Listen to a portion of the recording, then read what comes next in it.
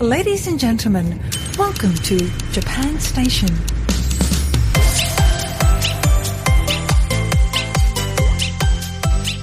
Welcome to Japan Station, a production of JapanQ.com. This is the podcast where we teach you everything you should know about Japan, plus a few other things. I'm your host, content creator, founder of JapanQ.com, and lifelong Japan enthusiast, Tony R. Vega.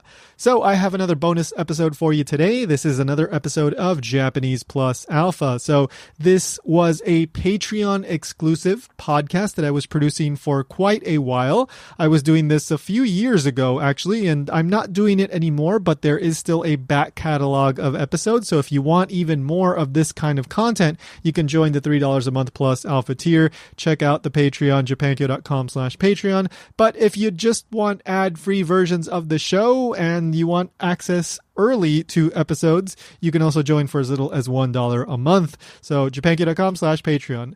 Anyway, this is, like all the other Japanese Plus Alpha episodes, a podcast about some interesting Japanese word or idiom. And this one focuses on time telling in the Edo period and related words. It's a very niche thing, but I thought that this was a very, very interesting topic, and I just re-listened to it, and I still think it's a pretty interesting topic. So, by the way, I think I provide an email in the episode that is not active anymore. If you do need to reach out to me for whatever reason, maybe, ideas for future episodes or something like that, mail@japankyo.com is the best email.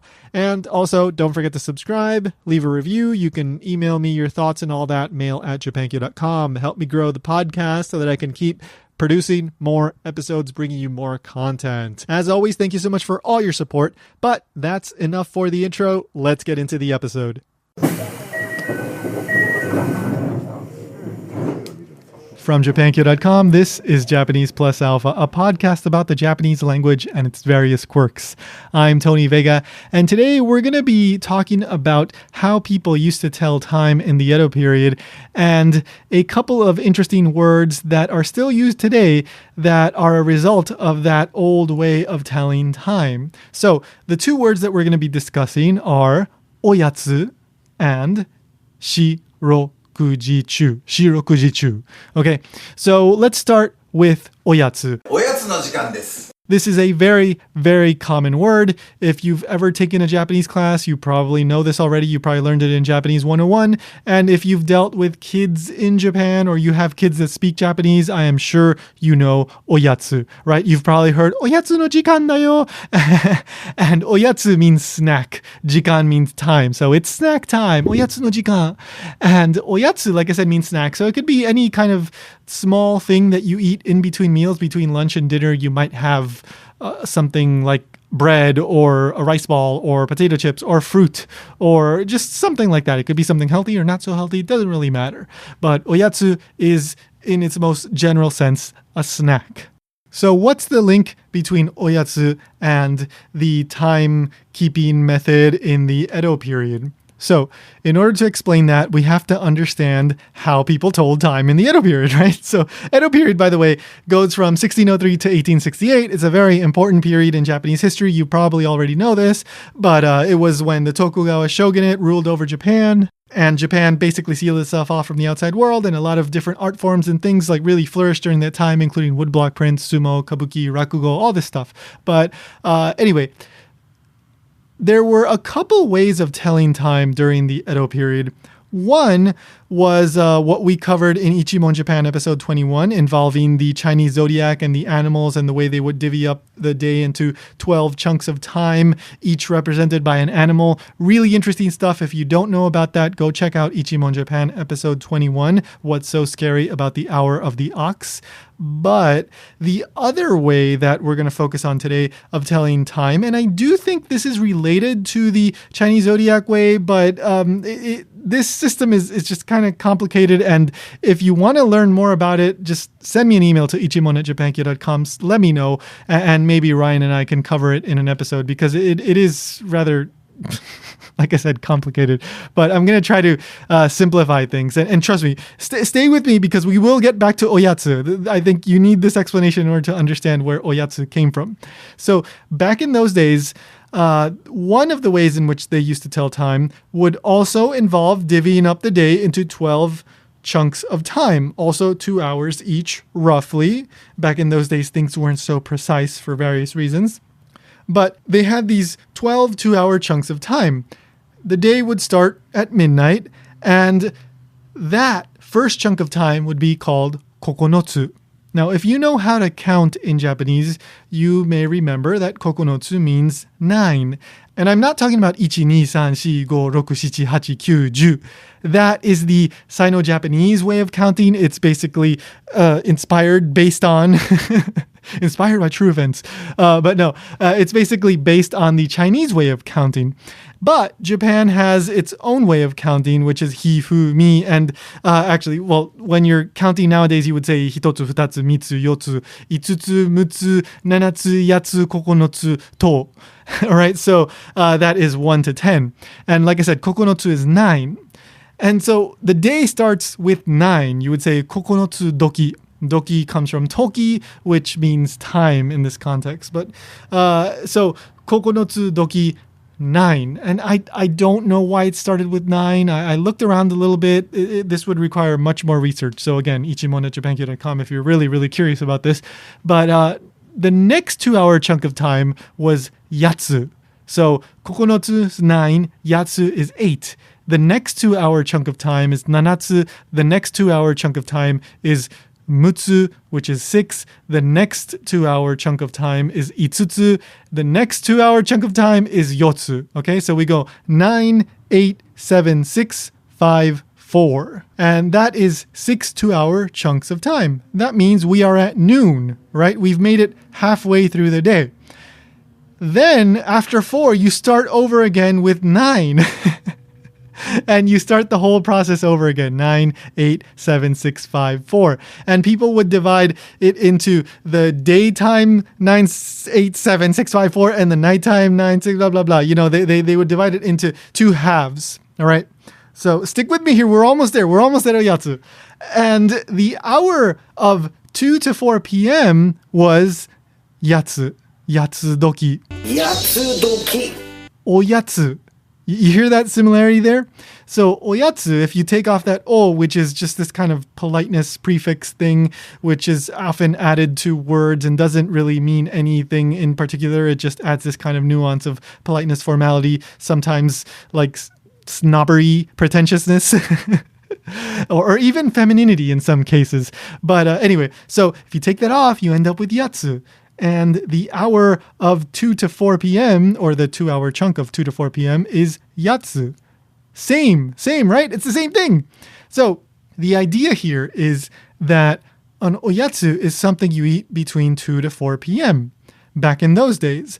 Why back in those days? Because, according to what I read, Japanese people used to only eat 2 meals a day. It was commonplace for that to happen, right? Now, nowadays, it's normal to hear people say that they eat 3 meals a day, right? The common understanding is that you're supposed to eat breakfast, lunch, and dinner. But back then, it was normal to just eat 2. And I highly suspect that people had snacks maybe before breakfast because according to what I read, breakfast, or the proper breakfast, was actually later in the day. The asameshi, or the asagohan, was later in the morning. So I think the vibe that I got was that it was around 10 or 11 a.m. or maybe even close to noon.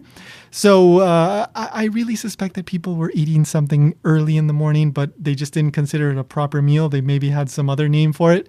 But anyway, and this was interesting. This was, from what I read, this was the case for both the aristocracy and the commoners. So you would have your late morning breakfast, or I guess by our standards today, kind of like a brunch. And then you would have a relatively early dinner because most commoners would be having dinner before the sun went down. So this 2-meal-a-day practice continued up until around the middle of the Edo period. So maybe like late 1600s, early to mid 1700s. And it seems that after that, more and more people were adopting the 3-meal-a-day standard procedure custom. So anyway, back to oyatsu. So you're eating 2 meals a day, right? So let's say you eat a meal around 10:30 a.m. and you eat another meal around 4 or 5 p.m. around 2 o'clock, around 3 o'clock, you're getting hungry, right? And so you might have a snack. And so that midday snack just came to be associated with the yatsudoki, the 8 hour, right? Between 2 to 4 p.m. Eventually, though, Japan did adopt the 24-hour clock that we use today. And so yatsudoki wasn't really a thing anymore, right? Like people weren't saying kokonotsudoki and yatsudoki. And by the way that you would ask what time it is in this method is nandoki. 今何時だい Like that was a very common way. There may be other ways, but nandoki was something that you would hear. For example, like if you watch a kabuki play or certain rakugo stories, you might hear characters use these archaic terms for telling time and asking what time it is and all this kind of stuff like nandoki. But anyway, so even though the old way of telling time died and people still do remember it, but it isn't used anymore, this word oyatsu is used today and it has its roots in this custom of 1, eating 2 meals a day, and 2, telling time in this kokonotsu, yatsu, nanatsu way. So pretty interesting stuff, I think, right? Yeah. But that's not it. I also have another interesting word that also relates back to this old way of telling time. And that word is shirokuji chu. 四六時中 So she is the number 4. And again, remember how I was saying the Chinese-inspired way of counting? That's the 1, 2, 3, 4, right? And then 5, 6. So the word that I said just now was shirokuji chu. Shiroku. So we got 4, we've got 6, and then ji is another way of pronouncing the kanji for time. Right nowadays, you would hear like ichiji, that is 1 o'clock, ichiji. And then chu is, well, literally it's like it can be middle or inside in some cases, but in this case, it's being used to describe the duration. And so what we have here is a word that means something like what we would say in English, around the clock. So he works around the clock, or maybe even something like 24/7, 24 hours a day, basically the entire day from sunrise to sunrise. All right, so 24 hours a day. That's what this means, shirokuji-chu. Now, why does 4-6 time duration or expanse of time from beginning to end? Choose a, you can't really translate it so well, but why the heck does that mean 24 hours a day around the clock? Because this phrase apparently used to actually be ni rokuji chu, 2-6 time duration thing from beginning to end. So, as I said, the old way of telling time, this one way of telling time that we've been discussing that starts with kokonotsu and goes to yotsu and then starts with kokonotsu again and then goes to yotsu from 9 to 4 and then 9 to 4 is 6 2-hour chunks of time and then 6 2-hour chunks of time. So we have 6 and 6 make 12. Okay? And like I said, the original version of this phrase was ni rokuji chu, 2 and 6. So when you multiply 2 times 6, you end up with 12, right? So you have these 12 2-hour chunks of time. 6 on one side, 6 on one side of this imaginary round clock that I have in my head.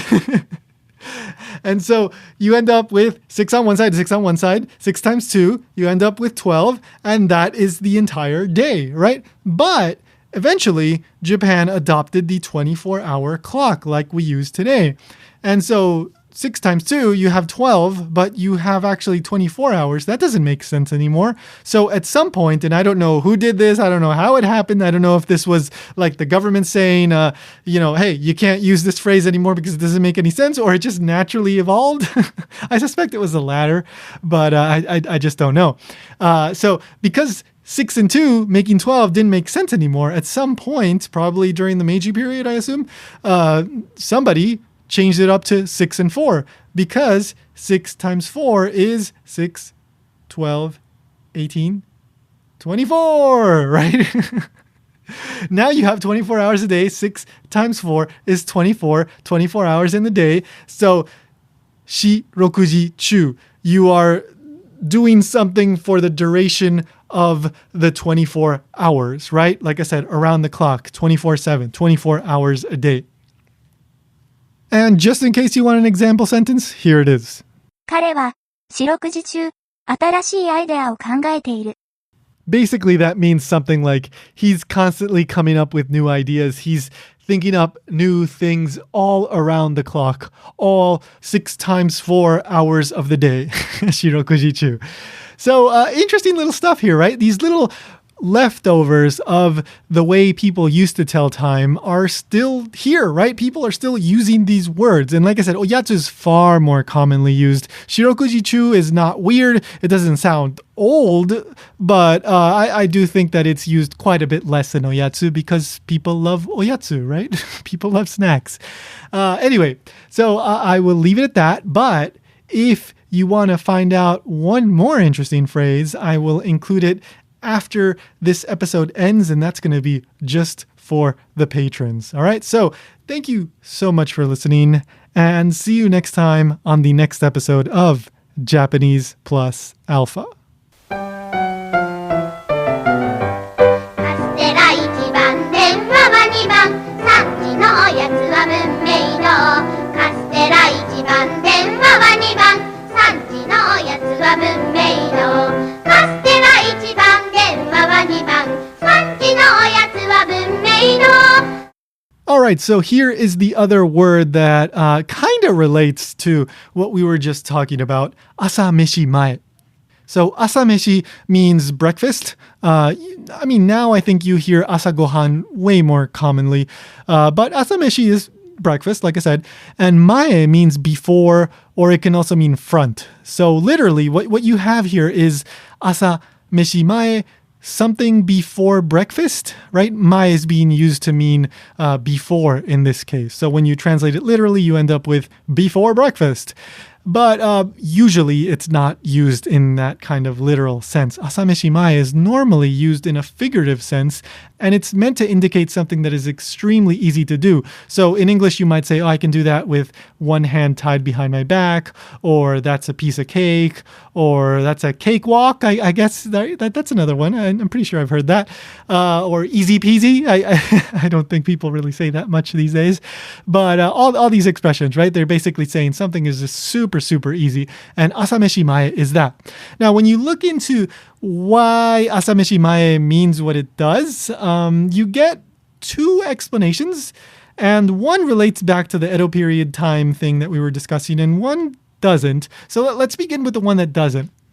If you can do something before breakfast, that means that it has to be like really easy, right? Let's say you wake up and usually you don't have a lot of time before breakfast, especially let's say you're going to work, right? So you wake up, you got to rush to get ready, you have a quick breakfast and you leave. So something is so simple for you to do that you can get it done even before breakfast, all right? So that's one explanation and it makes sense, right?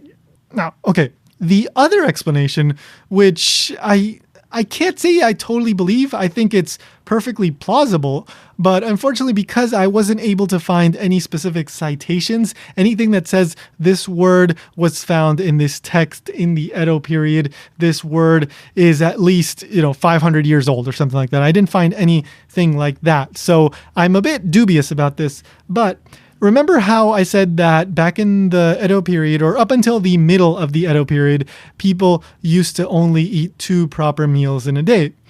So if you say that something is asameshi mae, before breakfast, then you're saying that you can do it even on an empty stomach because you're not having a proper meal until maybe like 10 or 11 a.m. And so you can imagine that if you're waking up with the sun, like 5 or 6 a.m., you're a commoner, and you have to wait until 10 or 11 a.m. to have a proper meal, then in theory, right, you're hungry, you might be kind of tired because you're hungry, you need some calories. So if you're going to do something before you have breakfast, asameshi, then it has to be something pretty easy for you to do, right? To you, it has to be like the simplest thing in the world. You can get it done even on an empty stomach. Now, this is an interesting theory, but again, I have my doubts because, well, first of all, I really highly suspect that like I know I said this already, but people were probably snacking on something in the morning if they had enough to afford to do so, right? I mean, there were probably extremely poor people that could not even afford an extra bit of like leftover rice. But if they had even a little bit, I would suspect that they might eat a little bit of something before they went off to, especially in the case of like a carpenter or somebody like that, somebody that really spent a lot of energy, physical energy when they were working. So I don't know if that explanation is the case, but I just found it interesting that it was kind of maybe linked to the whole, timekeeping thing in the Edo period. So yeah, there you go. And in case you're wondering, I was also curious about how the transition to 3 meals a day happened. And so I read just a couple articles, one in English, one in Japanese about this, and they both seem to agree on the basic points. But one of the main factors that led to that transition was oil becoming cheaper. So there's many kinds of oil, and commoners, apparently, up until this transition happened, used to use fish oil to fuel their lamps. And apparently fish oil just is really sooty, so it would be really dirty. I guess you would get really smoky smoke, really black smoke, I guess, and your house might get dirty. But also, it just smelled really bad. It makes sense, right? It's a biological oil from fish. You can imagine that would be pretty potent stuff. So people would choose.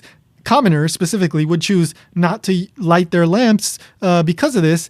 But there was another kind of oil, canola oil is what I saw in English, netane abura in Japanese.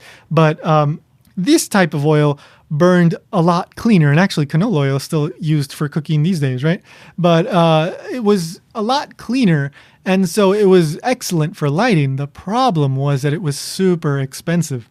And so because it was so expensive, people that didn't have much money couldn't afford to use it as lighting. They would only use it for cooking. But somewhere around the mid-Edo period, I guess prices went down. It became easy to produce it and to transport it and to sell it. I guess production lines just became better. And so it became a lot cheaper, which meant that even commoners were able to stay up later past sundown. Up until then, they were just kind of waking up with the sunrise and going to bed with the sunset. And that was it. So they weren't up as long and they just would not burn as many calories. But if suddenly you have access to light and you can stay up later, maybe even go out to have a few drinks and have some fun with some geisha or something like that, then you're getting hungry later in the day, right? So that seems to be one of the big factors, or maybe biggest factors, that led to the adoption of 3 meals a day. There's also another theory that in 1657 there was a huge fire, and so a lot of carpenters and craftspeople were there reconstructing the houses and rebuilding the buildings and all that kind of stuff. And so a lot of food carts and kind of food vendors and restaurants started popping up in order to feed them. And because there was so much cheap food easily available, and plus these guys were working hard, like very physical labor, rebuilding houses and all that, they ended up maybe starting to eat another meal in the day. And so that helped influence that transition. I don't know if that was the case, but it certainly seems that a number of factors must have come together in order to create this shift from 2 to 3 meals a day. And I do think that things becoming cheaper, more easily accessible, like raw materials, ingredients, also the abundance of restaurants and food carts, all this stuff kind of came together in order to push that transition. But that's it. Hope you found that interesting. And I'll talk to you guys next time.